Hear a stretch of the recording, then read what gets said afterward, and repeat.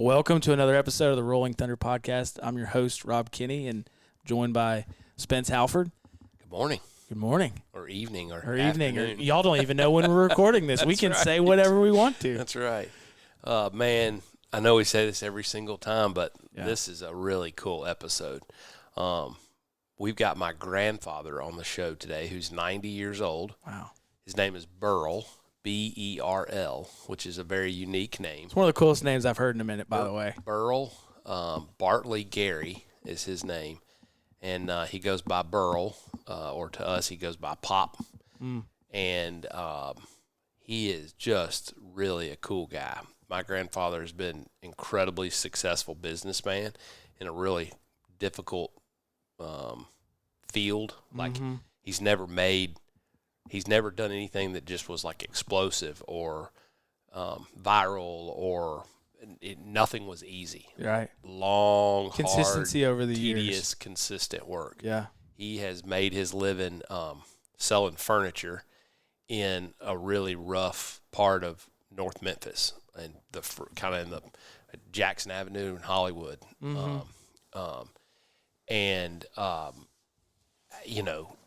He's been carrying financing on people's furniture for 60 some odd years. I mean, just a long time. He assembled a group of people that started Memphis Consumer Credit, which then became Equifax, just so that they could finance people's furniture. I mean, he's done some cool stuff in his life, but he's never done anything like built a development that made him $100 million in one shot. And I've always really respected that about Pop because he gets up and goes to work every day early and works hard, works long. Oh, yeah. He doesn't go to the store every day. That's what our family calls it, the store. But he still manages the employee pension, not pension plan, but they've got a profit sharing plan. Sure. And so they manage that, and he manages that. He still files all the taxes. It's a That's C incredible. Corp. I mean, it's super cool, and it's a family-run business. My uncle is now the president, who's going to be on this. His name is Bart. My Aunt Leslie, she works there. All of Bart's kids, all of us, just at some point or another, have helped out at the store. And my grandmother worked there every day until she passed a couple of years ago. And anyways, it's knocking on the door of a 100-year-old business, which is just, to me, crazy to think about the longevity of that. And it's provided a really good life for them. But it's been because they've been very prudent with their finances and kind of had to squeeze blood out of a turnip to make it work sometimes. And so one of the things you're going to hear in this episode is terrible audio, lots of stuttering. Pop's mind is starting to slip. My grandmother died 2 years ago, right at the beginning of COVID, right before COVID was really a thing. It was around Christmas time of 2019. Actually, I think it was Thanksgiving week, 2019, which was a tremendous blessing because she had a lot of lung problems. And so COVID would have just mortified her. She'd have been really scared. Yeah. And it would have been a really cruel way to die, in her condition. So, anyways, all that being said, there's so much about this story that's intertwined in family and legacy and thinking about the future that I want to ask our listeners to just cut us a little slack on the audio. And there's some awkward pauses, and there's some places where Pop just tells some facts wrong. I mean, he talked about, at one point, I think he talked about building, about great-granddaddy Gary dying in 1940 while I was 8 years old. It's like there's a few little things like that just, realize that we're dealing with a very, very sharp man who's very aged, but it's still pretty cool. And so where I was going with that about family stuff is I've always admired the fact that Pop has made sacrifices at every stage in the game to do what's best for his family. And he's going to talk about that with his job with IBM, but he's also going to talk about that at a couple of points when he bought farms or farmland or this membership at Jackson Point, when he could have done that. He could have, he probably could have afforded it, but it was a real stretch. And I've watched my dad do the same thing. and I'd love to find a piece that I could try to do the same thing with, But it's a real, I think for all of us listeners, especially those of us that like to hunt, it's a real inspiring story to just think about the fact that what we leave behind is not just what's right in front of us and what we do today, but what we do today affects what is left behind, tomorrow. And what sacrifices you make today have everything to do with your ability to affect the next generation. And Brooks Tinsley said something to me the other day that really has stuck with me, that being a parent is like the single most influential opportunity you have in the world. Like, you can raise the next fill in the blank, Fred Smith. You can raise the next, what's the guy who started Facebook, or Jeff Bezos, or or you can raise the next Billy Graham, or you can raise, the child that you raise, the family that you raise, can change the world in ways that we can't even imagine. And so sometimes I think as parents, I know you're there, and Jason's there, where you're just kind of like, okay, just make it to tomorrow morning. Like, just want to see the sun come up and sleep for a few minutes sometimes. I'm not there anymore. I'm in the just hope. I understand what Walker Hayes meant when he said just trying to keep my daughters off the pole. Fortunately, mine are wonderful, but at different points in raising kids, you think about different things. Right. And we rarely think about the magnitude of what we're doing in the moment. Right. We almost, because you're so in the details, you don't take a step back and realize the potentially generational ramifications. Exactly. Thank you for helping me clarify that. At every stage in the game, we're doing something that's monumental in the grand scheme of things, but the magnitude of the situation just makes us feel like we're just trying to survive, And so all that being said, I think it's super cool that all throughout Pop's life, he's done things that promoted the opportunity for us as a family to be together. And on the back end, if you look back at his life, it kind of looks like he's just an old rich guy. But it was never like that. And he's not that now. It's just that he made intentional sacrifices to put himself in positions to do fun things with his family. And that, a lot of those things, actually recreational things, just turned into good investments. He bought a little shack at Pickwick before I was born, when my mother was in college or just out of college. Before Pickwick, just so they could go, water skiing. Like, he didn't buy that because he was a rich guy who needed a weekend getaway place. He bought 15 acres on the waterfront, like, for really cheap, actually, from Charlie Sibley's parents. Oh, really? The guy we're about to talk about, and so. Well, it's amazing how the Lord, I don't mean to cut you off, but how the Lord just takes and blesses your decisions at times beyond both what you deserve and what you ever saw possible. Yeah. And you're right. And I bring all that back to just say that, how you make big decisions in life ought to be guided by principles and priorities that you set in your life. They're almost reflective of your priorities, and that's a very different, if family is important and legacy is important, and creating an atmosphere where you can pass on, good values, good, wholesome, your faith, all those things. If you're intentionally trying to create an environment where you can pass those things on, that looks a little different than if you're always trying to find some way to make the next $1 million or make, you know what I'm saying? Yeah. And so I'm not saying that one's necessarily right and one's necessarily wrong, but as I look back at Pop's life, I have great admiration for the fact that he bought a lake house so he could spend time with his family, not so that he could develop 15 acres of lakefront property. He bought a hunting club, which those hunting club memberships now are trading for $200,000 and $300,000. He bought a hunting club membership so that he had a quality place to take his son and his grandsons hunting and fishing, not so that it was a giant investment. He walked away from a lucrative career at IBM so that he could be in the same city with his parents and his in-laws, not because he was coming home to some trust fund that just printed money. So he took the hard path a lot of times in life, and as he says in this podcast, he worked his balls off,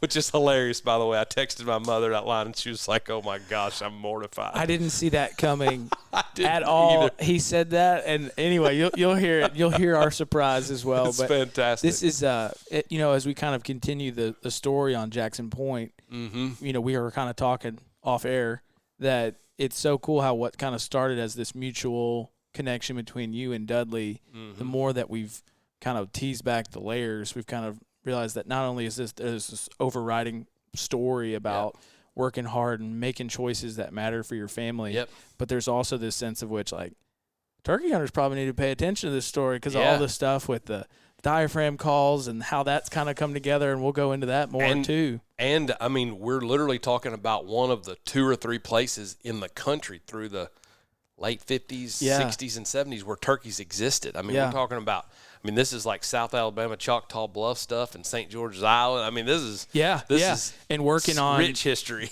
early deer management programs and those sorts of things. So, it's funny how some of these things we look at, I guess they call it chronological snobbery, but it's that sense of like when you think of whatever you're doing now is the most advanced it's been. Yeah.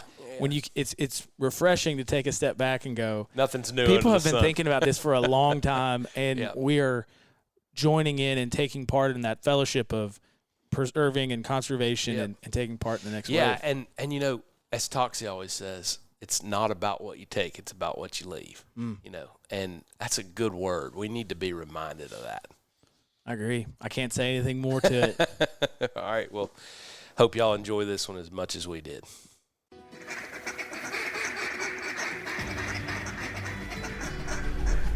Get 'em. Welcome, folks.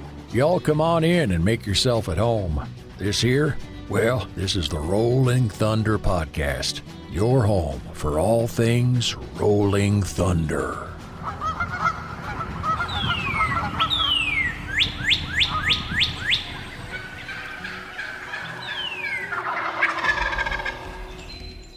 This episode is brought to you by Mossy Oak, because everything is better in Bottomland.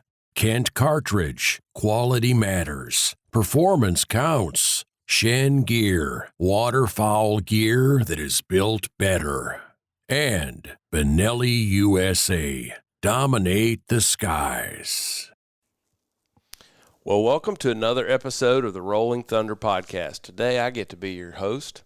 That's right. I'm Spence Halford, and I'm joined by Rob Kinney, my friend, and a couple of very special family members. My grandfather, Pop, whose formal name is Burl Gary, and my Uncle Bart. You guys want to say anything to the world? Just a hello? Hello. Glad to be here. It's always fun to talk about Jackson Point. Yeah. So today we've got a really cool episode. We've been kind of digging into an old hunting club called Jackson Point that in my lifetime has kind of been very formative from the very beginning. I mean, my earliest memories, I think Mom sent me a picture from about 1986 of Holly and I on the beach of the river right there at Jackson Point. Best I can tell, that's pretty soon after you bought into Jackson Point. Mm-hmm. And Bobo's in those pictures, and I mean, there's some really cool family memories there. But that's the first place I can remember squirrel hunting, fishing, deer hunting. I mean, well, I guess the first deer I killed was at Jackson, but in Tennessee. But it's a pretty cool spot. It's awesome. And Pop, I made a connection with a guy named Dudley Phelps who works for Mossy Oak. He actually manages the tree division. They grow oak trees of all different kinds, and he's a forester. And he showed me some pictures of a place he grew up hunting called Jackson Point, and I said, no way. Wow. And we got to talking about it, and Dudley's father was a part of the original lease group that leased from the, I guess, the timber company that owned the Chicago Bridge and Iron or whatever it was. Yeah. Okay. And they were friends with like Johnny Vault and I don't know all the rest of the names, but apparently your friends bought the island from this timber company. Is that the way you recall it? That's correct. Tell me the story of how that initially. What was your connection to all of it, Charlie? Well, I've had a friend, Charlie Sibley, who was from Memphis and so forth, and a big hunter, and he was interested in a group of 7 people at Helena. Mm-hmm. Hardin Point. And they got interested in buying this from the timber company all up and down the Mississippi River at that time.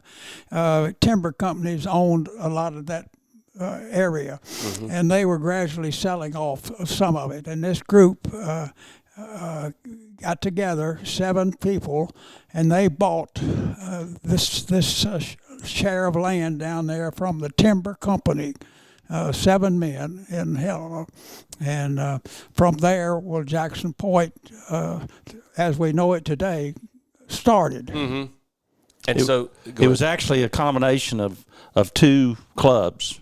There was Island 64, which was Arkansas land, and then there was Jackson Point, which was separated from Mississippi originally by the river, going back to many years ago. It was a big oxbow in the Mississippi River. So you had 2 different hunting clubs there, and you go through Island 64 to get to Jackson Point. I got you. But now so Ham Lake is what separates the Arkansas side. That's right. And that's the right. The side. state line runs kind of down Ham Lake and then comes around and on the south end, Melwood. Yeah.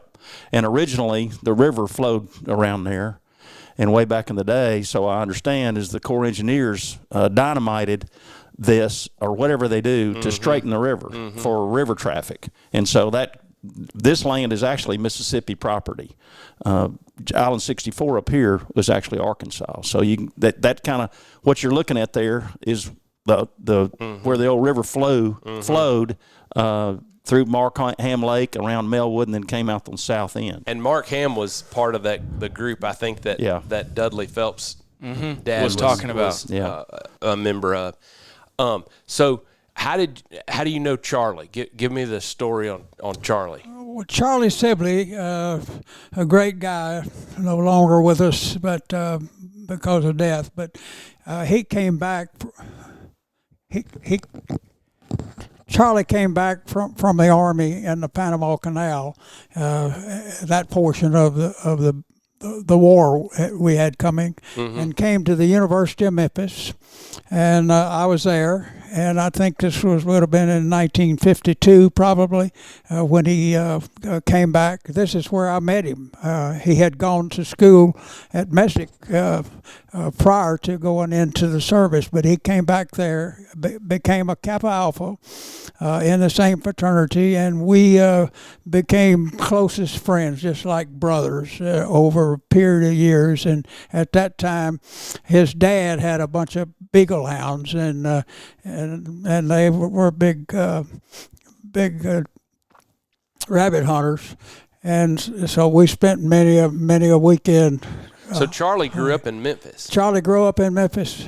I didn't realize that. Yeah, he grew up in Memphis, and then he came back there to the university. He had started there before he had to go into the Army, but he became a great friend of mine. And then to shorten the story a little bit, when they got interested in this, Charlie was traveling between several industrial businesses in Mississippi and Arkansas, and he called on them, and made his living there. But he was traveling in Memphis. But then he moved to Helena, so he'd be more convenient.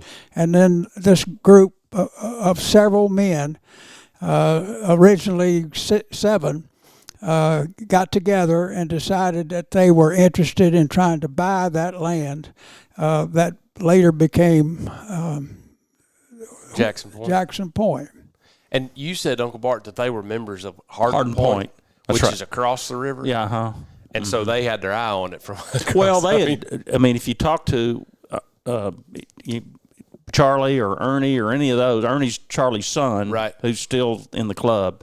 They'll tell you that. And we're going to do that. We're going to go down there and talk to him. Well, Ernie can tell you a whole lot more than we can because he grew up in the middle of it. But they used to go over there and hunt. On Island 64, even though, I don't know the connection and all that. Now, they weren't poaching. There are some poaching stories, though, that you can probably find down there. Well, from what we heard from Dudley and we've heard from others, this was one of the few places in the country in the 60s and 70s that had turkeys. Yeah. And so, people always say, if you're not hunting your turkeys, somebody else is. Right. That's right. So they had their eye on it, and it was 7 of them. You said. Yes. And how did they get from 7 to 100? Well, of course, the 7 created the organization, and they sold 100 shares to various people that were interested in getting it. And this is the way that they came up with their original revenue, and probably had some mortgage from the timber company until they got it paid for. But those 7 were the ones that started the sale of it to various other people, and that's how I got involved in it. So Charlie called you and said, you need to buy a membership. Yes. How much was it? My memory tells me it was $32,000. Okay, that's the number I remembered. I thought it was in the low 30s. And that was in 80, early 80s? Sounds about right. Best Dudley could tell us they stopped hunting there about between 82 and 86. I was going to say 82, 83 maybe. Yeah. This group of 7 men were already in an organization that was on the Mississippi side, and they would travel across the river and hunt that land sometimes. So let's just call it 1984. How much was $32,000? How much did that feel like? Well, with 4 kids at home and me trying to work on a master's degree at the university and trying to get a bigger house after I had gotten out of the military, and it sounded like $1.5 million. When did y'all move here? Because you built this house, right? Yes. We built this house in about approximately 1960. Okay. And Lakewood Hills was new at that time. Fairly new. There was partial development, but not complete. Mm-hmm. And so you were adding on to this house at the time? Is that what you mean by in the early 80s? You said you were trying to get a bigger house. No, that was when we moved from Autumn to here. And it was probably a little later than that, Dad. Yeah. But probably mid 60s. That's what I said, 1966. Okay. Okay. That I probably started the building of this house right here. Okay. Yeah. So in 1980, let's just call it 83, y'all were pretty well all grown because I was born in 82. But that still had to feel like $1 gazillion. Yeah. I mean, how'd you do it? Well, against my best judgment, I had originally was employed by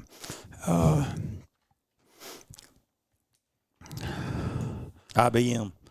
I was originally employed when I got out of college with IBM and went to work for them in Kansas City. Mm-hmm. And from there, I had an obligation in the U.S. Air Force for 5 years, 2 years active duty, and the others to follow. And so I went on into the military, but still had my job with IBM. And they wanted me back, and every Christmas and every birthday I got a gift from them, and we were looking. But as we got close to the end of the obligation of active duty, we had children, and we just decided that IBM stood for I've been moved, and we decided that we didn't really want to move every 2 to 3 or 4 years. Mm-hmm, sure. And so I resigned that and came back to Memphis, and we ended up buying a business, Hollywood Furniture and Hardware Company, which was owned by my wife's father, and that's how we got back here. And that's who I'm named after, right, Mr. Sanford Spencer. Yeah. And that was his middle name. Right, Roy Spencer. Roy Spencer, yeah. Who had a sporting goods store. Well, not a sporting goods store, a furniture and hardware store. He did sell guns and shotgun shells and all the rest. Yeah, all of it. Yeah. So when you bought into Jackson Point, what was your thought process? Well, I was. Let me interject something here. When I was a young married guy then, and I was looking for a place to hunt. I mean, we had our farm, but there weren't any turkeys up there, and that really there was no deer. That's right. That's right. We'd get excited about seeing deer tracks up there. But anyway, I can remember calling Charlie and saying, Charlie, if there ever comes an opportunity to get in a hunting club that, really might be interested, me and Dad and whatever. I don't even know if Dad knows that I called him. But you hunted a bunch back then, and you were traveling, and I mean, you'd gone out to Colorado and out west. Yeah, too much. Yeah, because there wasn't a lot of great hunting around here. No, I mean, you had to. No, not like people forget that. No, that in my lifetime, just, their deer have just become never knew plentiful. it. Yeah, there was no deer anywhere, hardly in West Tennessee, other than probably around Shelby Forest and up down the river bottoms up in Tennessee. Right. But I remember calling Charlie, and I said, if anything, he said, well, we're members at Hardin Point and so forth and so on. Well, a few years after that is when Dad got the phone call that they were putting this thing together at Jackson Point. Now, Dad, you can take it from there. But I don't know if Dad even knows that I called Charlie. And I can tell you, if he'd have told me, we got memberships that are $32,000, I said, well, I'm going to keep call me if you find one cheaper. I'm going to keep hunting deer tracks up in Jackson, Tennessee. Well, it was tough, and it kind of exemplifies how dumb we be are sometime when we're so gung-ho on hunting that we don't use our common sense to not overdo. Yeah. And so the Sibleys had moved down to Helena, and of course with Marilyn and I, we were traveling back and forth because we were really close friends, and one thing led to another, and then I went with him down to Jackson Point before you got involved. Before we were involved, period. So I went down there, and that's when the original portion of the land down there was going to be purchased by them, and I was impressed, and so I stretched out for the $32,000. And now, your first membership was what number? 99. All right, so tell that story. When we were getting started, you were explaining how the 100 memberships worked, and first time Charlie called you, he was asking you to buy number 6. No. Oh, he was just wanting Dad to get involved. Okay. There was 107 memberships. Okay. The 107 comes from the 7 original. Plus the 100. And then they sold 100 memberships or shares or whatever besides that. Now go ahead, Dad. The 7 got a free membership. Okay. The 7 that originally started it and put it in, and then the 100 was sold beyond that. And this is every so often, Sibley would call me up and say, Burl, we're selling all these memberships. You better go ahead and get one.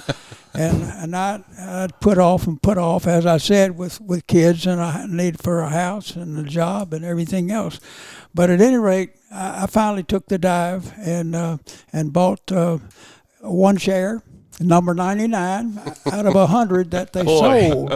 There were 7 got free. Yeah. The 7 right. put it together. They paid for it in sweat equity, I can tell you. Yeah, but they didn't have to pay for theirs. Sure. But so I was in on that part of it. And you want to know how I got the other 6? Yeah.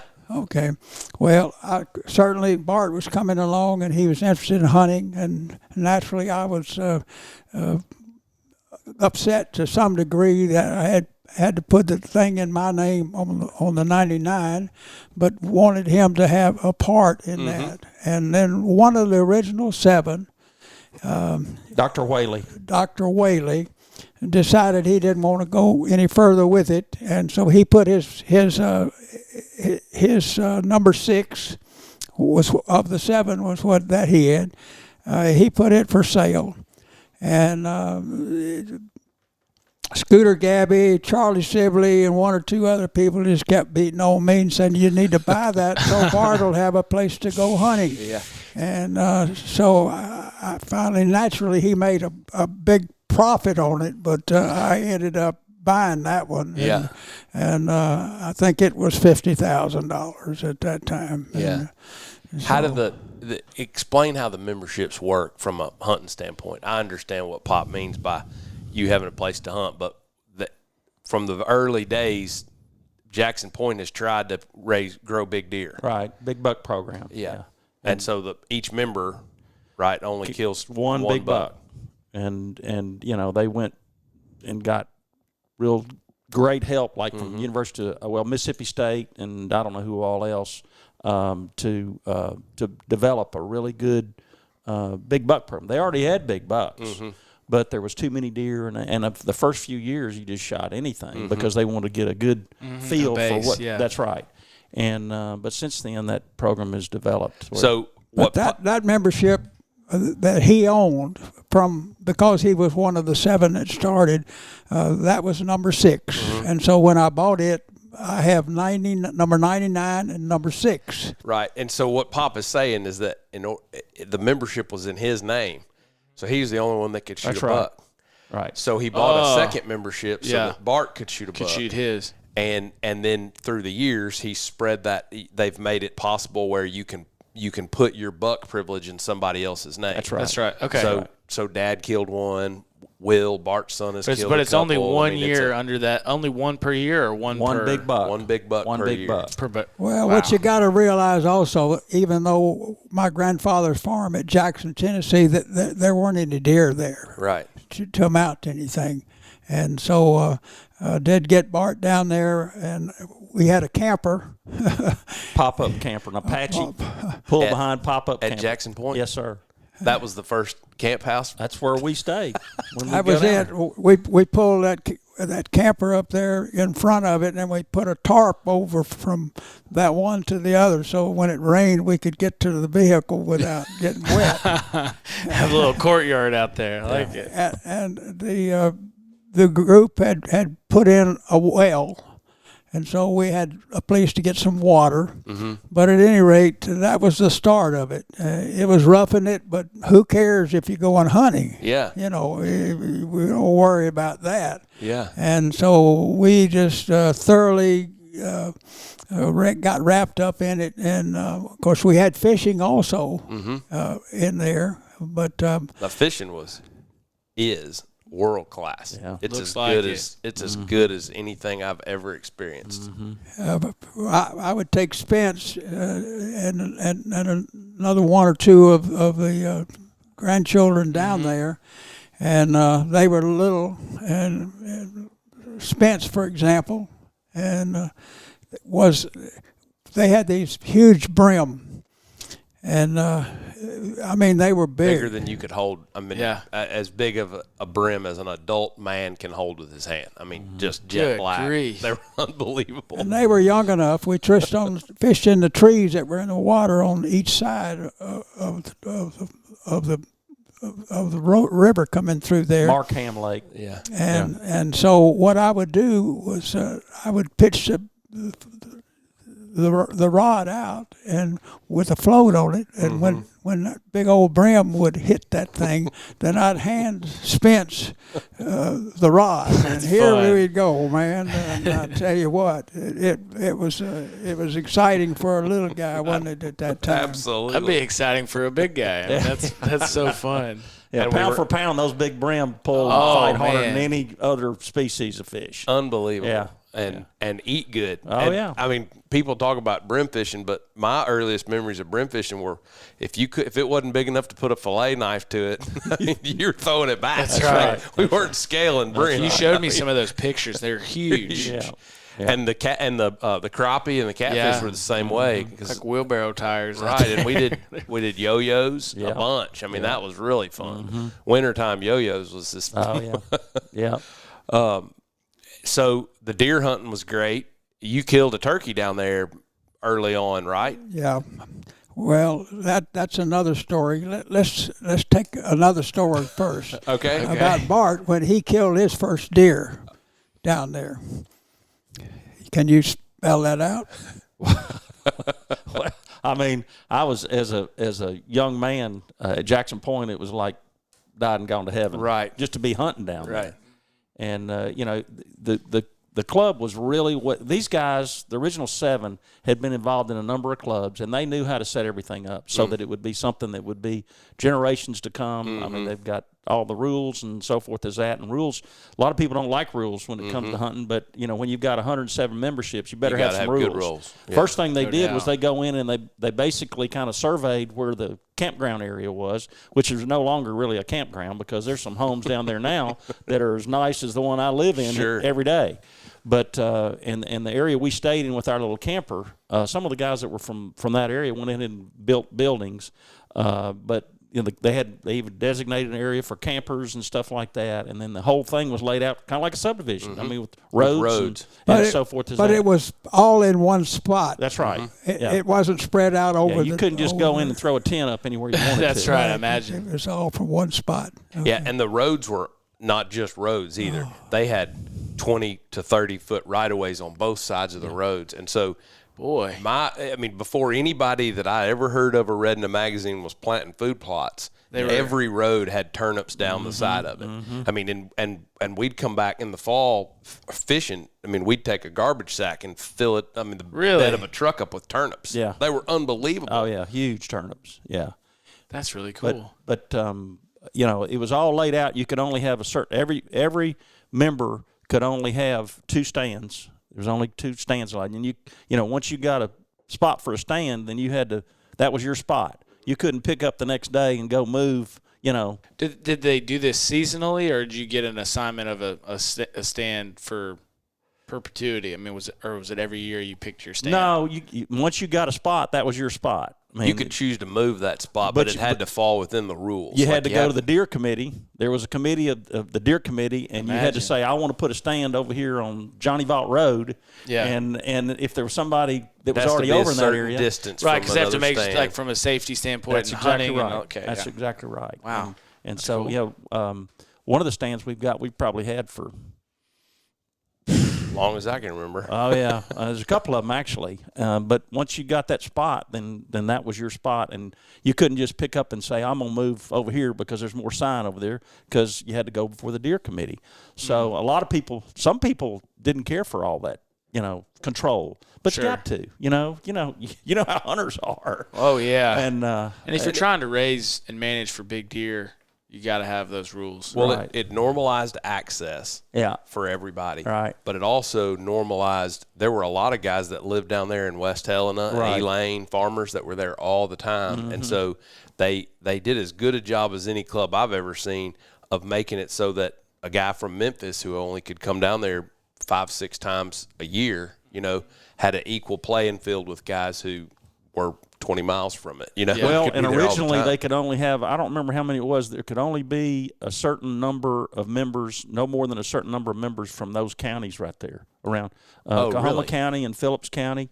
It could only be a certain number. And that way, because if you had 100 members from Helena, Arkansas, Charlie didn't want to share it with his neighbors. It was something like it was something like a third, and it basically is still that way, I think, now. But it's been a great situation where the membership has always respected the other members, and so stands weren't put in the right of the way of somebody else or this, that, and the other, and so forth. And so it's been an extremely well organization ever since that. It's financially done reasonably well. And the people that were in it then and the ones that are in there today respect the other people. All of the houses are built in one area. They're not scattered all over the land that we have, which helps a lot and leaves all the rest of it for hunting. Yeah. Mm-hmm. How big is this piece that we're looking at here? The island itself, I believe it's about 6,000 acres. There's 6,000 on the island, and then the old Island 64 Club up on the north side is about 4,000 acres. Okay, I was thinking it was right at 10,000. Well, that's all together. Yeah, that's right. A lot of people don't even know Island 64 used to be a hunting club itself. It was a deer hunting club for the most part, and Jackson Point was for the most part a turkey hunting club. Even though there was deer there, obviously, but that's kind of the way it was formed. And then we've got members that actually farm some of the land that you drive through to get to Jackson Point, and we have access to that too.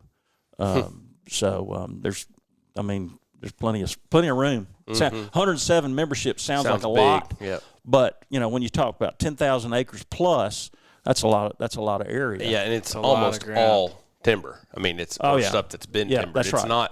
It's not 800-acre ag fields, Well, it's like what it was. All this probably used to look like before they cut it and farmed it. What's really interesting is the prairie area, which is huge, is this area right here. And I mean, there's some trees growing out there, but that apparently just naturally it's just like super sandy, and I mean, it just looks like a prairie, and it's never been bulldozed or anything, but it looks like the Kansas. It's like little shrubby, bodock looking trees and sage grass, and then you get off on the edges of it, and it just turns back into bottomwood hardwoods. But that area actually has had a few planes to land in there. Yeah, we have an airstrip out there on the prairie. And there have been some pretty notable members, right? I mean, Sheffield Nelson. He would fly. Little Rock is run for governor of Arkansas, and he flies down there. He did. I don't know now.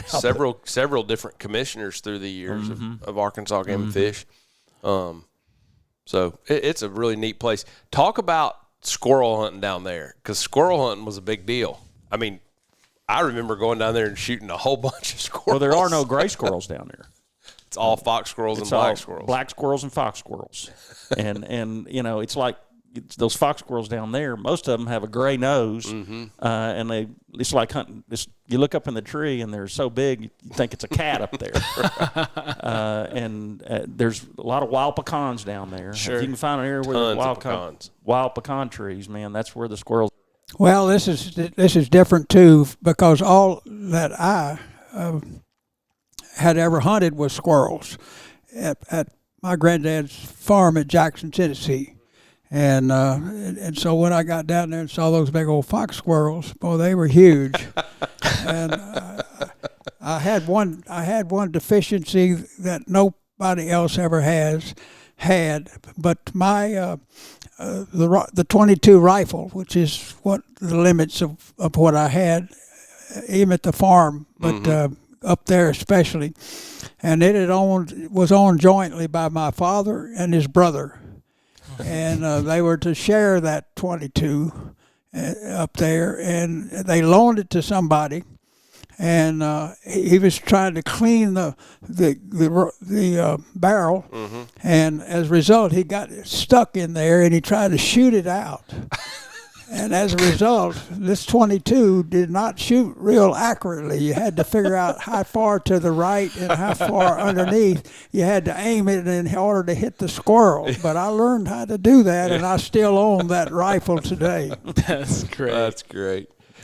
Those guys ate those squirrels. That was not squirrel hunting for sport. Yeah, if you've only ever seen gray squirrels like in your yard, and you go down there and you see a big old black squirrel up in the tree, you're going, "Whoa, wait a minute, what is this thing?" And it's still, when I go down there and see a black squirrel running through the tree, it's like, this is really cool. What describe Charlie Sibley's squirrel and dumplings? Well, how do we start? Why don't you? Did Charlie always make the squirrel and dumplings, or did somebody else make them? Well, we had rabbit dumpling and everything else too, and so we would fry the squirrels first, and the rabbits and so forth too, and one of the humorous things that I got ribbed about at one time, especially when we got into the rabbit hunting and so forth, was that there was a place outside of the little building that we had and another building there, and I forget how many rabbits that we'd killed that morning, but golly, it must have been 20 or so. And Charlie Sibley and them said, "Now we'll skin them, and you take them down to Kelly Green, another friend that was there, and he can cut them up." Well, you know, I was the carrier between the two areas, and they could skin them a lot faster, and I heard them laughing down there. And I'd come back and I'd take some more down there, and I'd hear them laughing down there. And I said, "What's so funny?" They said, "How many have you cut out till we have for the meat?" I said, "They still on the first one." But it was just a lot of fun. Rabbit hunting was always good down there too. Oh, I man. mean, the swamp rabbits. Here again, it's kind of like the black squirrels. Bigger if you've never than- seen a swamp rabbit, you'll think it's a dinosaur, literally, because they're so big. Yeah.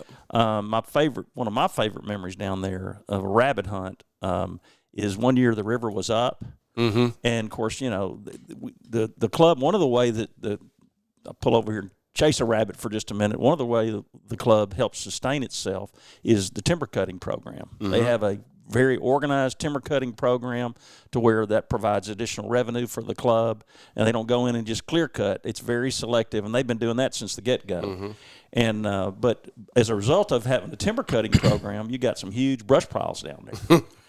And I can remember one year the river was up, and of course the rabbits were all pushed up into those brush piles. And we'd get around those. We'd go down Hampton Lake Road, and there'd be a brush pile, and we'd all get around that brush pile and send the dogs in, and it was it was like a covey of quail getting up. Yeah, and all the game was pushed up on the ridge. Yeah, and we were killing so many of those big swamp rabbits, and they're pretty. I mean, you couldn't carry them. You couldn't carry them. So Charlie said, "I'll just hang them on that tree up there by the road, and we'll pick them all up later." And we've got pictures. I was going to say, I remember seeing a picture of those down a long road of if you can rabbits imagine, hanging down. You can imagine a Christmas tree decorated with rabbits, that's what some of them would look like, because there'd be so many of those big swamp rabbits. And I think that in 2 days we killed 55 maybe swamp rabbits. And of course, you got to also understand that the Sibleys had some of the best rabbit dogs around. In fact, Ernie Sibley is still training and field trialing and wins some championships. Really? He got some great rabbit dogs. But Charlie, he came by that natural because Charlie always had some great ones. But that was a great trip, and I mean, I tell you how big those swamp rabbits are. Have you ever heard of filleting a rabbit? We got to where there were so many rabbits, we weren't just skinning them and cutting them up in quarters. We were literally filleting the meat off the hind quarters. Never heard of rabbit fillets. Those rabbits had back straps. Yeah, I'm serious. That's great. And that's where carrying, where I got kidded about carrying those big old rabbits from one place to the other, so they could. Hey, you weren't carrying more than 2 at a time at either end. But there's another facet of rabbit hunting that most people probably never have known. But Sibley, with all the experience he had an angle to just not let any of the rabbits get away. And what would happen? The dogs would run them, and they'd probably run them eventually into a hollow tree, and or log. And the dogs basically were barking, and here's this hollow tree, and he taught me, and I learned later to do it. The rabbit could only go up so high inside that tree, and if you could lay on the ground and reach your arm up in that hollow spot on that. You just grab it? That tree, you could feel where the rabbit's hind legs were. And from there, you just jerked him right out of there, And, and never heard of such a I know you thing. think I'm kidding, but I'm not. Let me tell you, I carried it on in the military.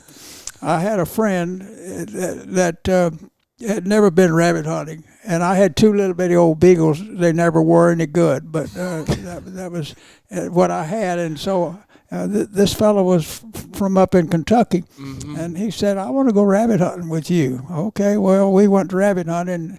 There weren't many trees in some of those Middle Tennessee areas that would have hollow trees, Right. but there were a lot of of the flooding in the bottoms would make those trees hollow. there were a lot of rocks, big slabs of rocks there on the ground, and the dogs would run them in under those rocks, Right. between where there were 2 big rocks. And one day I took this guy up there rabbit hunting, and a rabbit ran in underneath one of those big old rocks. And so I laid down on the ground, and I put my arm up as far as I could reach. And of course, you didn't have to worry about the rabbit turning around biting you. You just felt where his legs were. And I came out of there and pulled that rabbit out of there, and whammo to his head hit the top of that slab of rock. And I'll tell you, that friend of mine from up in Kentucky, he laughed for the rest of our tour, I think, in the Air Force about how funny that was. But Noodling for rabbits in the mountains. Yeah. That's exactly That's right. unbelievable. Now, when what I'm trying to remember about squirrel and dumplings was Charlie put everything in there in the pot, right? I don't know. I was never in on the preparation end. I was always on the eating end. But I just remember when he was eating, he was always eating the brains. Oh, yeah, probably. Yeah. Oh, yeah. Wasn't that his thing? Yeah. How would he do that? I don't know the answer to that. The story I remember was that the whole skull would be in there, and he'd pop it with a backside of a spoon, Yeah. and it would crack open, and he'd scoop the brains out and eat them with a spoon. Eat it like a that. soft-boiled egg. Was that a story that I just remember, or did he do that? I think that's probably accurate. Knowing Charlie Sibley, that probably was accurate. Well, you got to also understand that this is the greatest generation. That's right. But it's the greatest generation because they didn't waste, anything. And if you killed a rabbit, it's probably because you couldn't get anything at the grocery store, especially back during the Depression and years following that during the war. And so if you killed a squirrel, the only thing that's going to be left was the hide and the bones, or a rabbit or whatever for that matter. It's kind of like people call fish eggs caviar.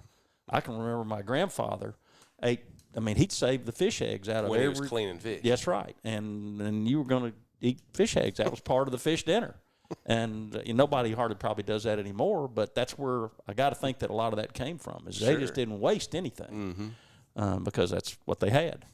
Well, I'll tell you another thing about the squirrel hunting while we're here at this point, and so maybe squirrel hunters today can learn something from my explaining this.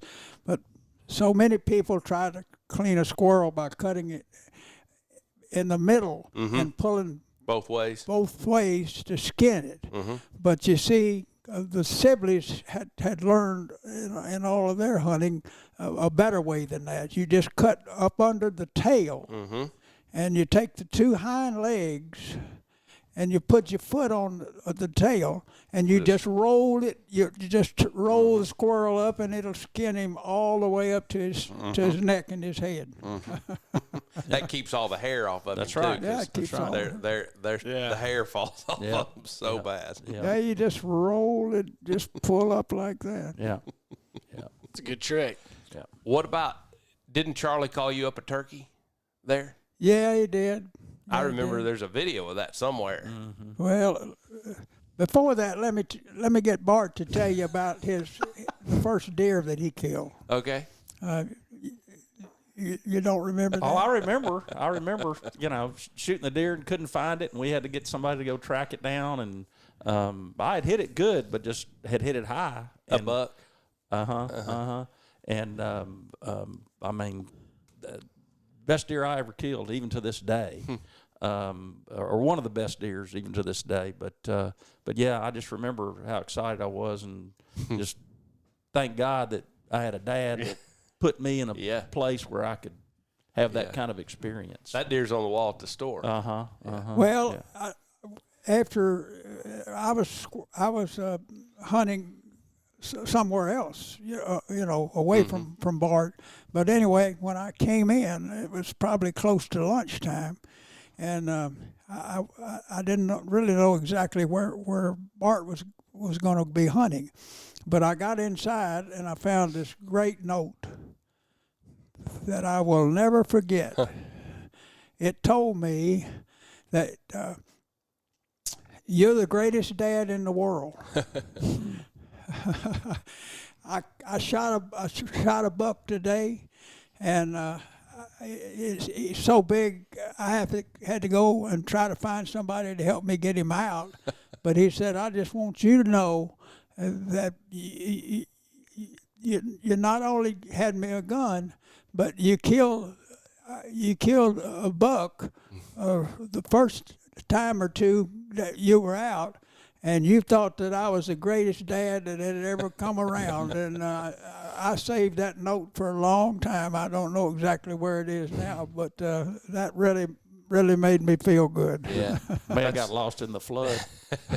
That's true, because it has flooded a couple times. But you know what you're talking about there, Pop, is really special, because every one of us at some point in our life have an opportunity to make a sacrifice for the ones that are coming behind us, whether it be the house that we buy and build, or whether it be the business that we invest in, or at some way. And I mean, my whole life has been shaped by those sacrifices that you've made, not only at Jackson Point, but I mean, I think about the farm at Jackson, and we hadn't even talked about that. That's a whole awesome story to tell, but there's no way that when you had to buy that farm at Jackson, or when you bought into Jackson Point, that you just, I mean, you're not an ultra wealthy guy that's got just extra money laying around everywhere. I mean, but you made sacrifices because of relationships and connections and the ability to raise the next generation. And I mean, that's what y'all are, that's the story right there. Well, the great thing is it's building a legacy. Right. And that's a missing art in the culture we live in now, because everybody's always interested in the here and now, and they don't think about,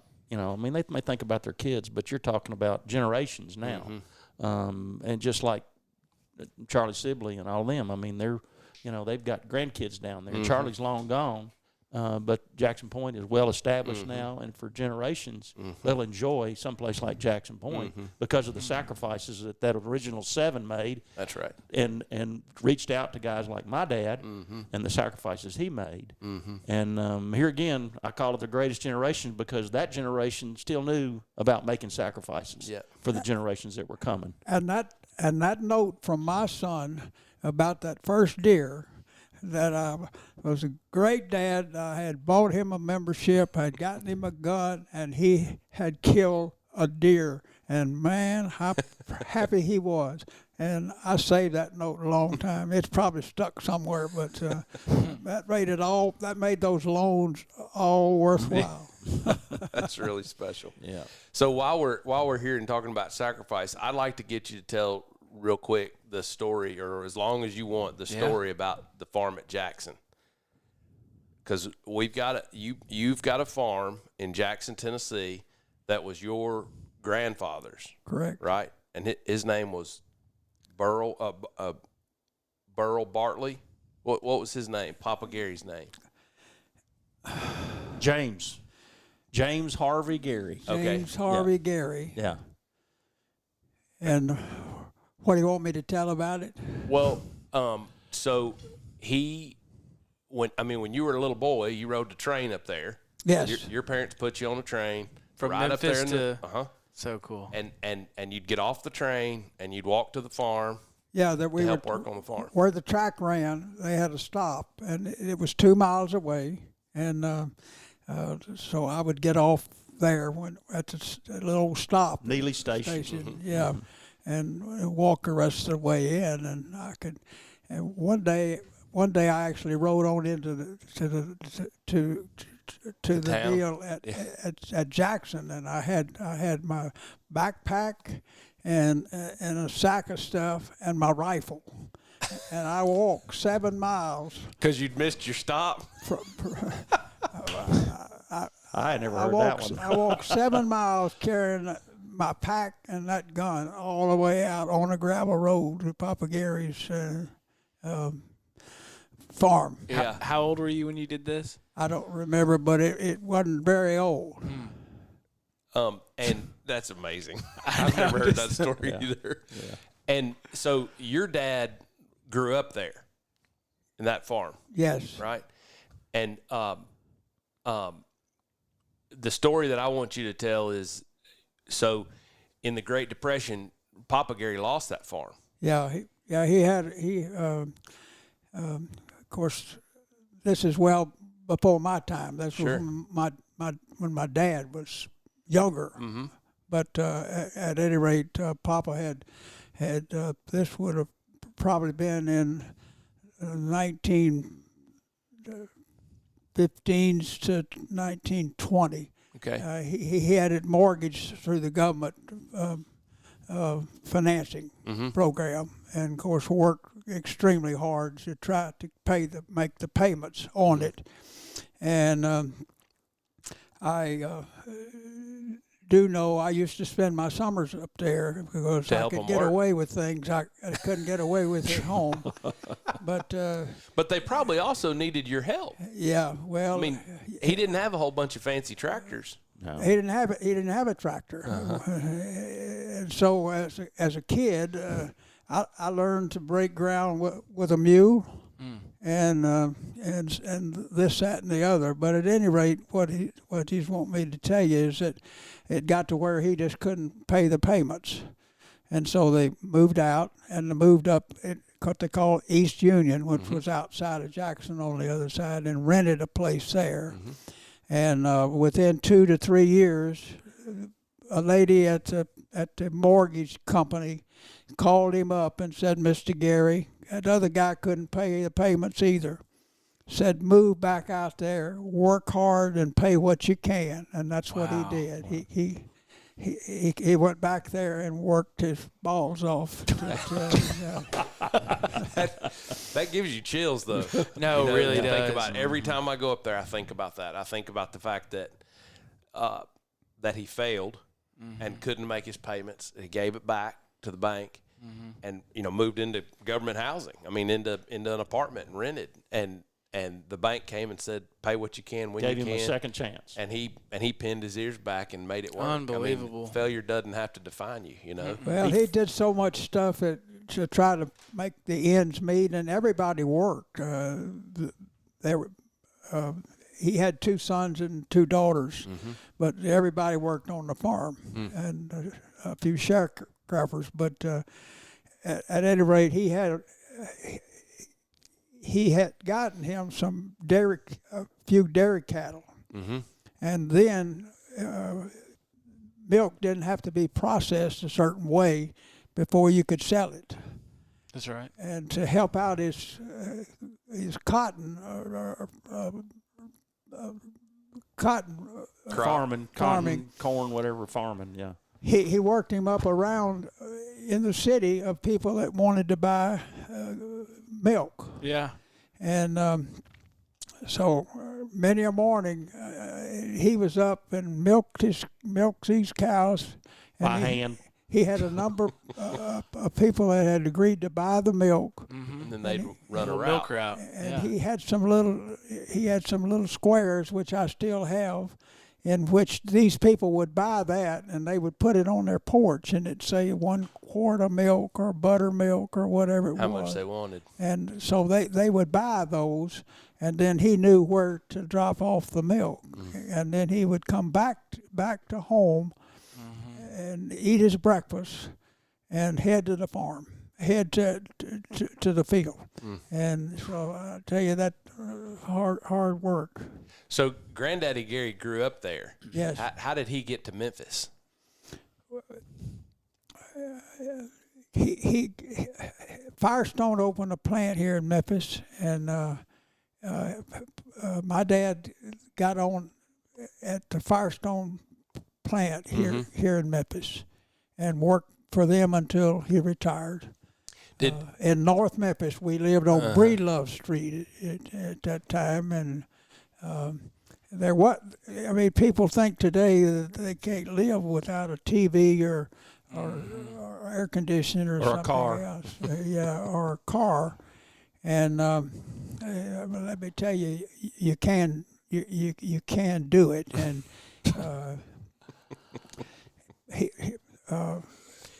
do you have any idea what Papa Gary and Granddaddy Gary's conversation was like when he decided he was going to move to town? Not me. That couldn't have been a very pleasant conversation. I can only imagine that Papa Gary needed his help on the farm. Well, see that I can pin the year of that down, because when we moved to Memphis, we never owned a car, and Dad could walk to work from where we lived on Breedlove Street to the Firestone plant there, and walk home in the evening, and so forth. And it was, there were no TVs. Mm-hmm. We didn't even have a radio. I didn't know that anybody else had anything either. But we had neighbors that lived there. They were an older couple. Their last name was Rast.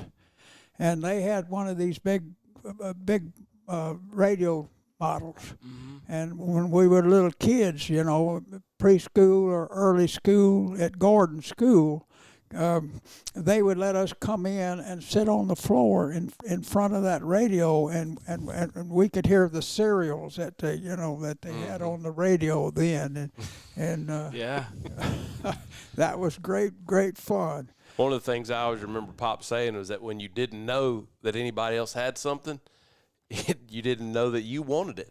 Yeah. And that's one of the things in my generation and my kids' generation, and even in your generation, just because of television and commercials and like how we've mass communicated with everybody, it's made us very discontent with what we have because we see what everybody else is. I mean, that's marketing, right? You show somebody something they don't have and hope that they want to spend their money on it. But I always remember Pop saying that about we didn't have anything, but we didn't know that we didn't have anything because we didn't have anything to compare it to. Well, but the work ethic that generation learned, like his dad, he passed it on again, talking about the legacy. The other son, Uncle Cecil, went on to be one of the vice presidents in Nabisco in New York City. That's Granddaddy Gary's brother. That's correct, Uncle Cecil. And then National Biscuit Company. There you go. That's back right. in that day, Nabisco stands for. Yeah. And then of course, Aunt Hazel moved to Selmer, and she married a gentleman last name of Hunley, so she was Hazel Hunley, and they had their own grocery store for I don't know how many years. And then of course Levita, the youngest daughter, Bobo, and Bobo could outshoot any man. She sure could. She could outshoot him. She could outhunt. She could skin anything you needed to skin by hand. She was the ultimate definition of a tomboy. When Bobo was alive, she was the first person that we called every time we killed something. That's right. I mean, That's incredible. So neat. And she lived up there at the farm and took care of Granddaddy. Well, she was a court reporter for a long time. She married a gentleman, and they lived in Jackson, and Smitty, that's correct. And but she chopped cotton, she picked cotton, and we all did. Yeah. And you picked the poles and you put them in a big sack, and drug that along on your knees and picking the cotton. At the end of that day, you checked it into another little building that we had down there, and they weighed that. And whenever they got enough cotton, they took it to the gin. But and Bobo was your aunt, right? Yes. So when I was little and we'd go up there, Bobo was living there, but she started living there because when Smitty died, she took care of Papa Gary, right? Took care of. She moved out to the farm after Mama Gary died. No. But Papa Gary passed away first. He had tuberculosis, and then so it was just Mama Gary living out there, and of course Smitty had since died, her husband, and then she moved out to the farm. She traveled with him. With Smitty, he sold building materials for our company in Jackson. But at any rate, she was a little lady, but she could chop cotton, she could pick cotton, and she could plow. And then later on, I remember her as being a court reporter. Yeah, and she'd travel all over the South, typing up court reports, doing court reporting. And she. So there was a time that her and Mama Gary lived there at the farm together. Who worked the farm then? We had Johnson. Leroy Johnson. Leroy Johnson was a neighbor. The Johnsons were a neighbor, and they did the farming for parts. In other words, it shared it. Papa furnished the land and the seed and all of that, but Leroy Johnson planted it and picked it and so forth. And Leroy Johnson is still living, and he farmed it for many years for my grandmother and granddaddy. And is Lawrence his son? No. Lawrence Jones is just Lawrence. He's actually a relative. He's actually, I don't know if you knew that. Yeah, I did. I thought he was kin to Leroy. He's not. I'm not sure. I don't think so. But No. He was kin to Mama Gary because Mama Gary was a Jones. Lawrence Jones is farming the farm still today. Yeah. But he was related to my grandmother. And but Leroy Johnson farmed it for a number of years because there was nobody in the family that could do the planting the work, and so forth. When do you think the deer started showing up there? In the late 70s? Probably. Or early I can 80s? remember carrying some of my buddies up there before I ever got married. And I got married in 81. And literally, we'd get excited about seeing deer tracks. Right. I mean, there would be a random sighting of a deer. Well, that's a bunch of guys that are, in their early 20s that like to be in the outdoors and hunt. You see a set of tracks, you're going to throw a stand up. Yeah. And but y'all would go up there to rabbit hunt and squirrel hunt and stuff like that. Yeah. Oh yeah. Yeah. We'd squirrel hunt and there weren't a lot of There were a lot of rabbits up there. Okay. Not like they talk about they used to be, but squirrel hunting was always really good. And if you saw a fox squirrel at that day, never been to Jackson Point, so I'd never seen a fox squirrel. There were certain areas of the farm where there were always, if you could get back, there was a couple of them, and if you killed a fox squirrel, which was always about twice the size of any gray squirrel, and then you had a trophy. So in 1992, I killed a deer at Jackson on the Pine Ridge, and then that afternoon I killed a gray squirrel and a fox squirrel sitting from the same spot while my dad was taking a nap. Yep. The Pine Ridge was where the fox squirrels. There's a great picture of me in the parking lot of the clinic at Millington holding up a gray squirrel and a fox squirrel sitting on top of a doe that I shot with iron sights and a 20 gauge slug. Wow, that's beautiful.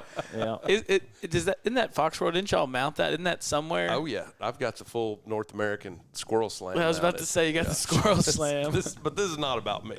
Yeah, I've got a fox squirrel. Probably the first one I ever killed up at the farm that's mounted. I think it's in the house down at Jackson Point, I believe. But yeah, that's great. Like I said, you kill a fox squirrel. Back in that day, it was a trophy. So when Granddaddy Gary died, you and Aunt Jane inherited the farm? Is that how that worked?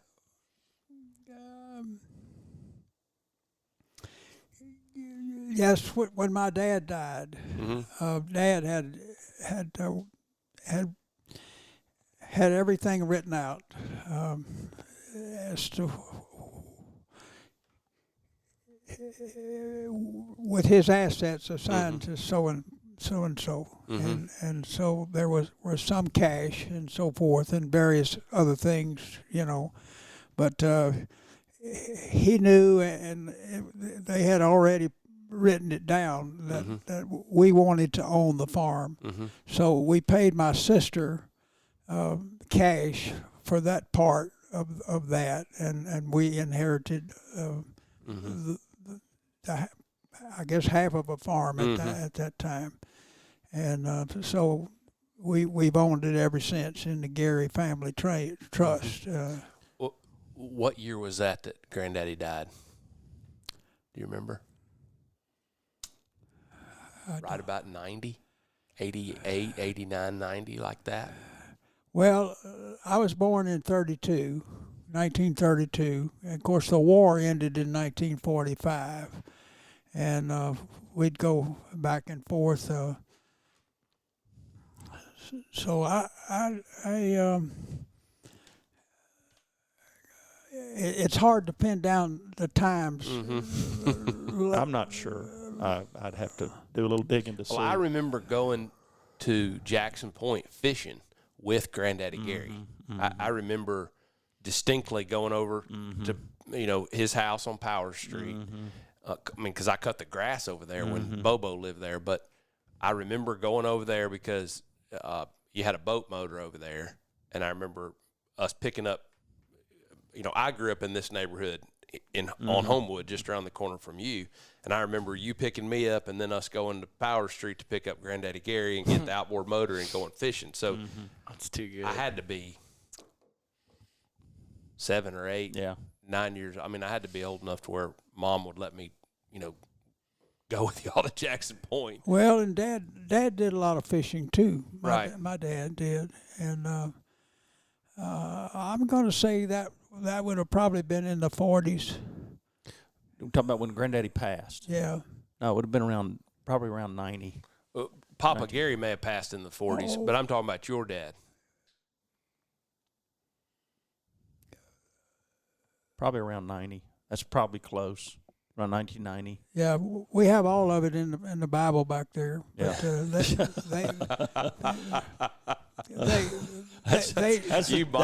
you might be an old Southern family if you've got your family tree recorded in the Bible back there. Well, that's right. That's fantastic. They lived into their 80s. Yeah, most of them, and so. And Papa Gary, I can remember Papa Gary. Well, the one that from the farm, because when I'd go up there and spend my summers up there, and I can remember seeing Papa Gary behind a mule with a plow turning sweet potatoes and walking behind picking up sweet potatoes and putting them in baskets in the garden. Wow. How old was he at that time? Well, that would have been in your the great-grandfather? Yes, sir. Wow. That would have been in the 60s, probably. I was probably 8, 9, 10 years old, maybe. So he was probably 80-something then, maybe. I hope I'm half as spry as that. We say that that gets said amongst our family all the time. Yeah. But we have been incredibly blessed to know our great-grandfathers. Yeah. All of us. And grandmothers. Yeah, I knew my great-grandmothers, but I didn't know my great-grandfathers. And I knew both my dad's grandfather as a child and my mother's grandfather, and I knew my mother's grandmother on Grandy's side, and I mean, I cut all their grass. That's a lot of folks to know them. Yeah. Well, Mama Gary, the one that was on the farm at Jackson, she lived to be 102. And was still living on the farm. Maybe just shy of 102. Yeah, but she lived on the farm till she went in the hospital and passed. Yeah. And how old are you, Pop? I think she's 500 and so. Yeah, Noah lived to be 601, didn't he? You turned 90 this year. I turned 90 this year. And how many great-grandchildren do you have? I have, I have 11 great-grandchildren. I have 10 grandchildren. And 4 children. And 4 children. Right. I can remember some of the things that occurred that I've always thought it was significant. We lived on Breedlove Street. I went to Gordon School and Humes High School, where Elvis went. But unfortunately for me, he was about 3 years or 4 years younger than me. I never did get to know him, or he may have bought me a car.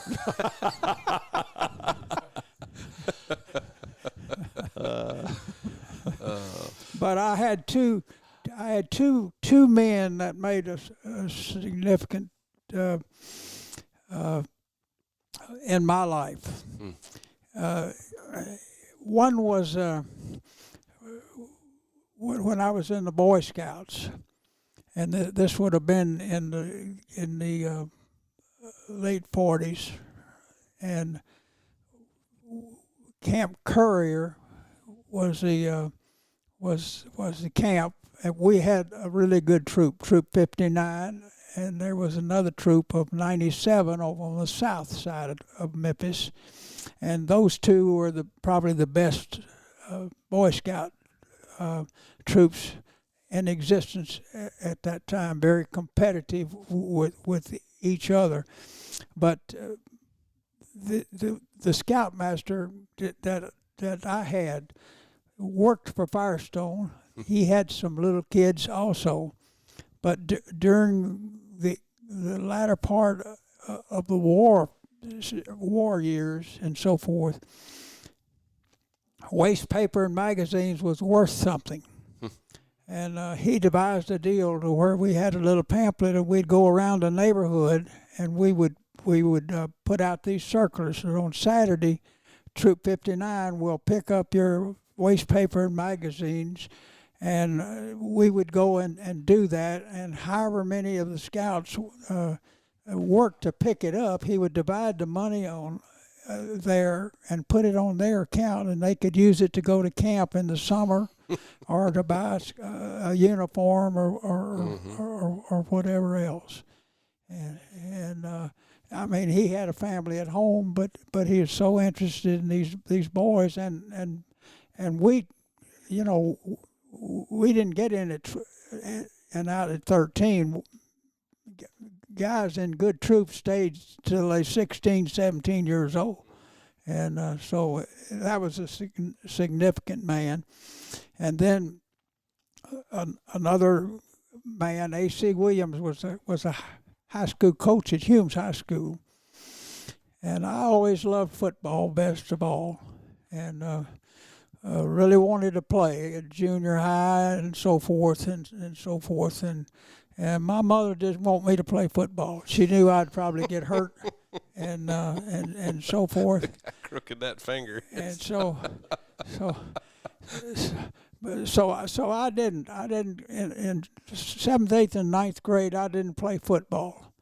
I did play basketball and et cetera.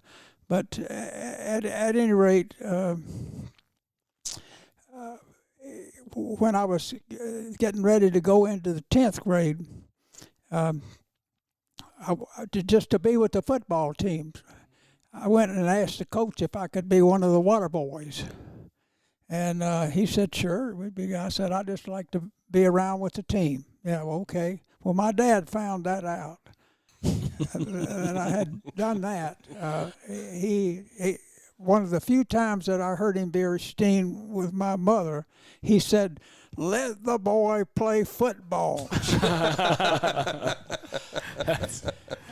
And I did play football, and A.C. Williams was the coach that I had talked to in that. And would you believe that when I finally got out on the practice field, I was the second string fullback that season, and the next season I was the quarterback, and we ended up going to Knoxville and played J.B. Young in a bowl game. About that year.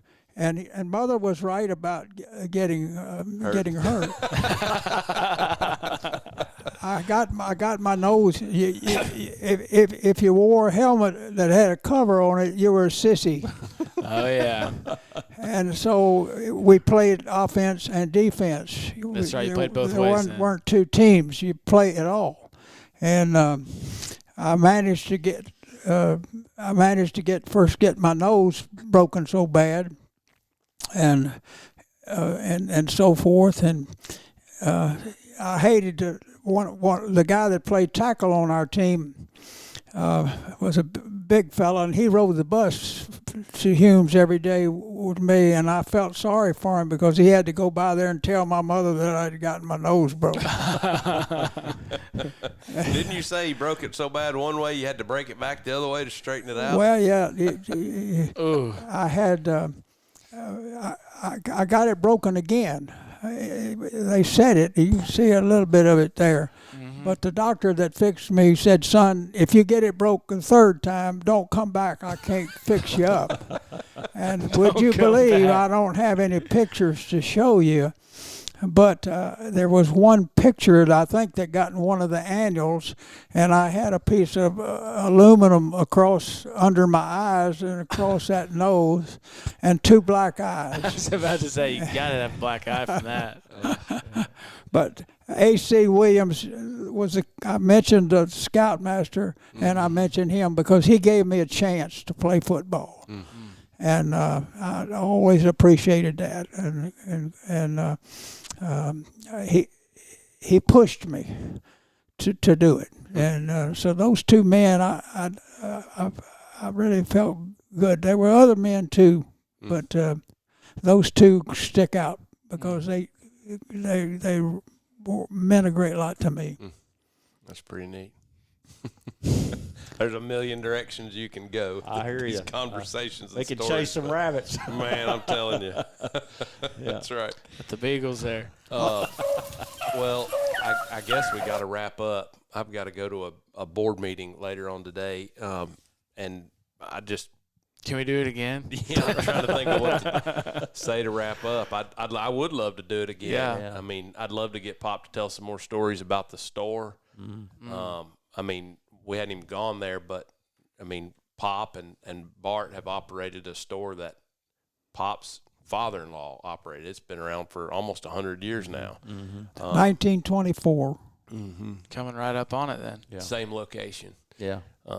And so Wow. there's some really cool stories, and Yeah. we should do this again Yeah, for sure. Sure.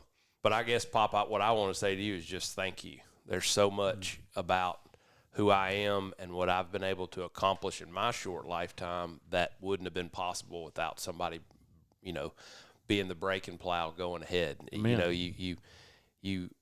We all like to think that we pulled ourselves up by our bootstraps, but so we're all standing on the shoulders of somebody that went ahead of us. And I try to remember that every single day. Amen. That I didn't build this life. Yeah.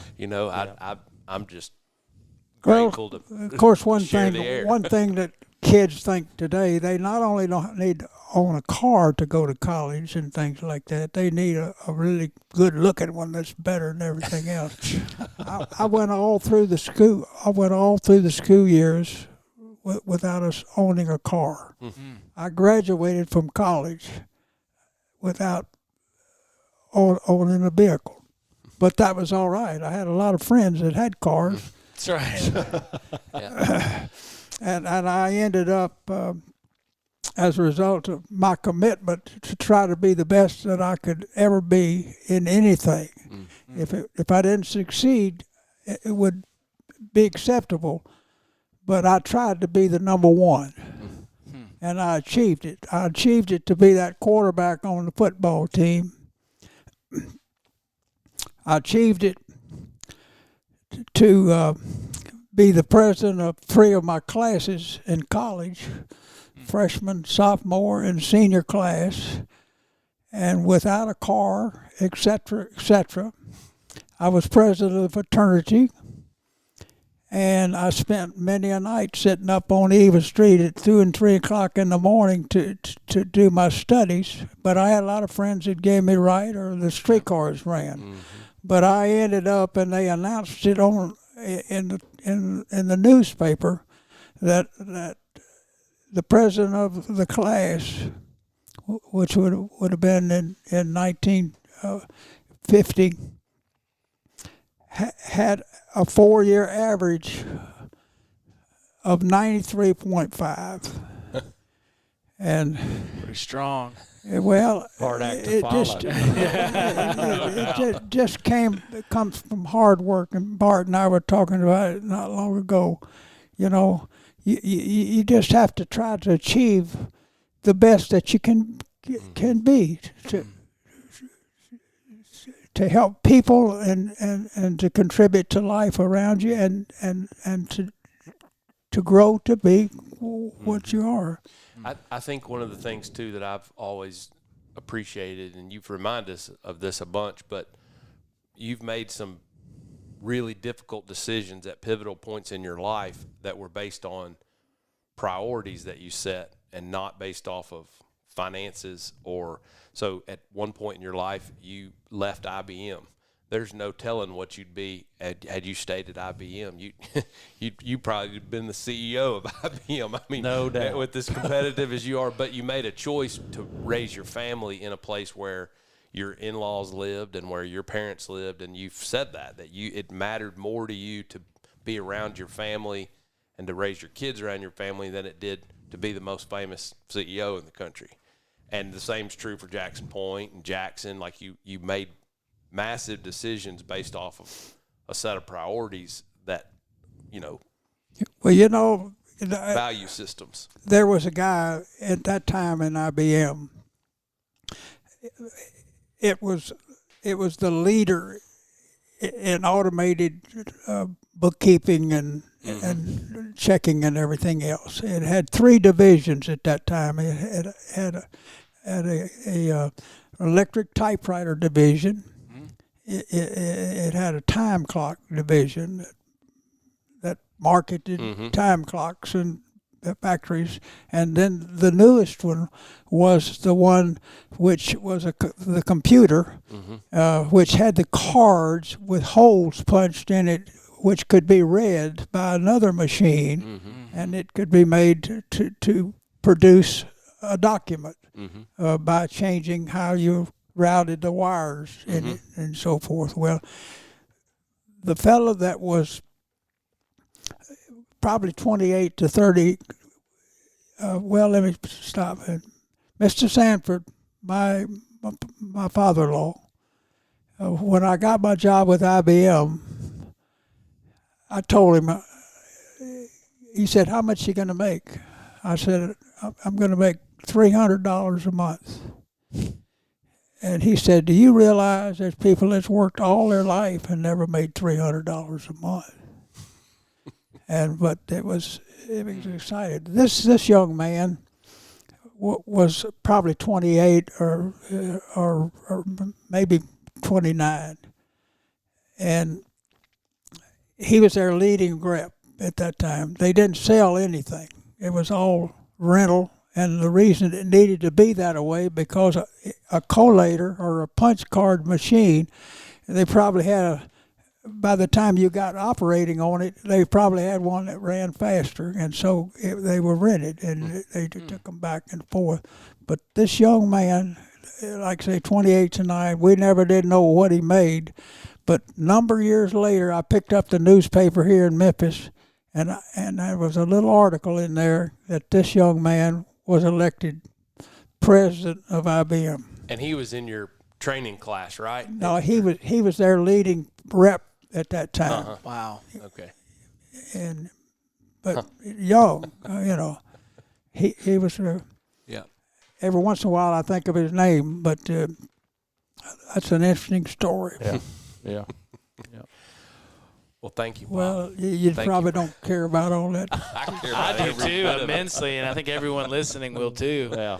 I want to know where you were when World War II ended. I want to know, it's cool stuff. It's a different time, but I want to talk about all that. Yeah, it's good stuff. Well, I can tell you another farm story if you want it. Let's hear it.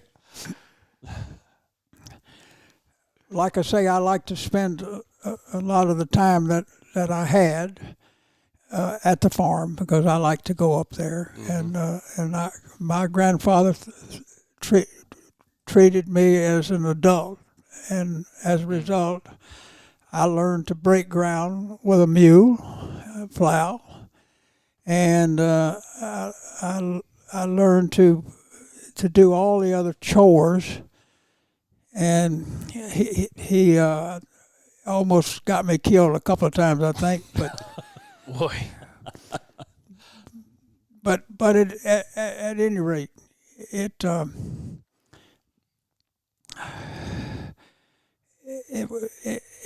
was a summer, and my granddad had his cultivated area, which was probably about 100 acres, and he would have it fenced in the middle, and he'd raise cattle on one side, and he'd raise cotton crops on the other side.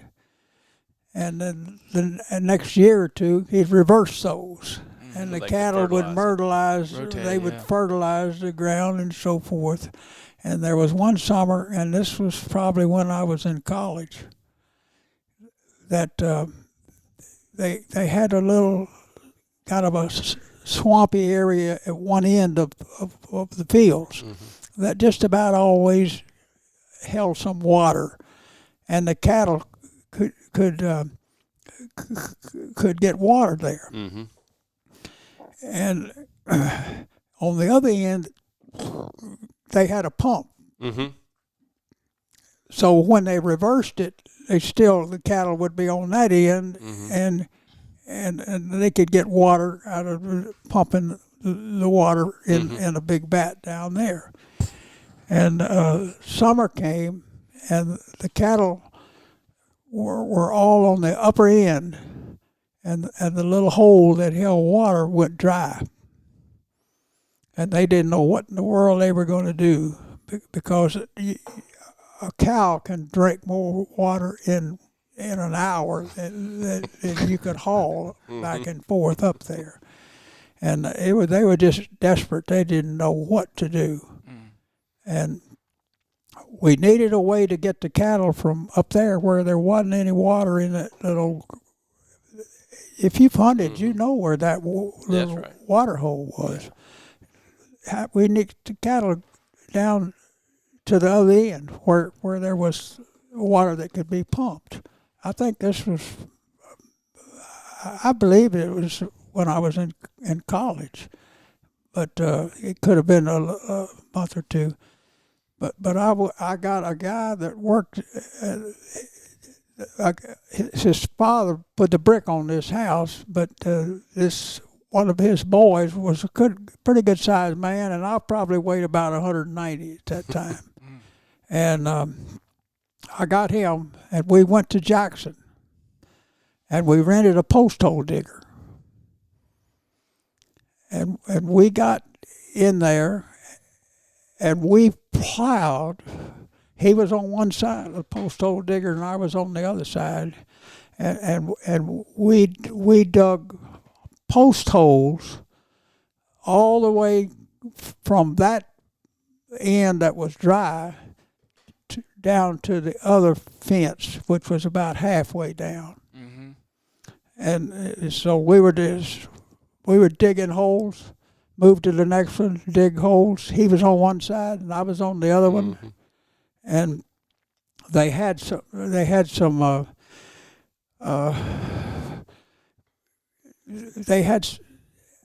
locusts, I think was what they used for so many black locusts, for so many fences. Fence posts, yep. And they had some of that already laid around where they had just laid it aside if they needed to fence something, and so forth. And I'm telling you that in 2 days, we dug all those holes. We put the post in, and I think in the third day we strung the wire and got the cattle to the other end. That one black guy and me made a path for them to go to the water. water. We ran like a fence, a path. Lane. Yeah, we had a lane that they could come down there. But takes some doing and some grit to make that happen that quickly. No doubt. Well, Pop, thank you. We love you. Well, I'm still going. That's right. That's right. All right. Well, I try not to brag, but some of the things like building that fence, they never did forget that. The cows really didn't. Yeah, the cows didn't. Cows really appreciate I know Mama it. and Papa Gary didn't forget that either. That meant a lot. Papa, even when he was old, he still had some cattle up there, and Buddy Keltner, helped him bringing the cattle to market and different things like that. But the cattle would migrate down, and then in the evening they would come up to a fenced area close to the barn where Papa could throw out some food, and so he'd send us down to drive the cattle up there close to the barn, and God, by gosh, when we tried to drive the cattle, there was always one or two or three that just didn't want to cooperate. They'd get off to the side, and Papa would stand up there and he'd laugh and he'd laugh and he'd laugh. And he'd say, "How come y'all can't get those cattle up here?" He'd get him about 2 or 3 ears of corn, and he'd walk down there and he'd hold that corn out, and he'd get one or two of those cattle to start, and they'd just all follow him up to the barn without him having. He'd laugh. Incredible. Oh, me. Anyway. All right. Well, Pop, thank you so much for your time. We love you. Listen, I'm so proud of y'all. I don't have much pride myself, but to have a family the size we've got, and all of y'all are A1. None have any problem that they've gotten themselves into, or this, that, or the other, and it's just hard for me to realize how blessed we are. Amen. We're very blessed. And I do my prayer time at night when I get ready to go to bed, when I lay down. And two things I do. I thank the Lord for letting me live another day. And secondly, I thank Him for the family that He's blessed us with, that many children could grow and be grown, and none of them have been born with an affliction, which to me is rare. Very much so. So I am really, if I don't seem appreciative, I really am. There's no doubt in my mind. Every time we ever talk, you say that exact same thing, and that's evidence of your gratitude. So we feel the same way about you. Well, I hope so. Sometimes I wonder, but No, you don't. All right. Well, we're going to wrap it up on that note. well, I've bothered you enough. You had Not even a bit. All right. Well, on that note, we're going to catch you on the next one. See you on the next one.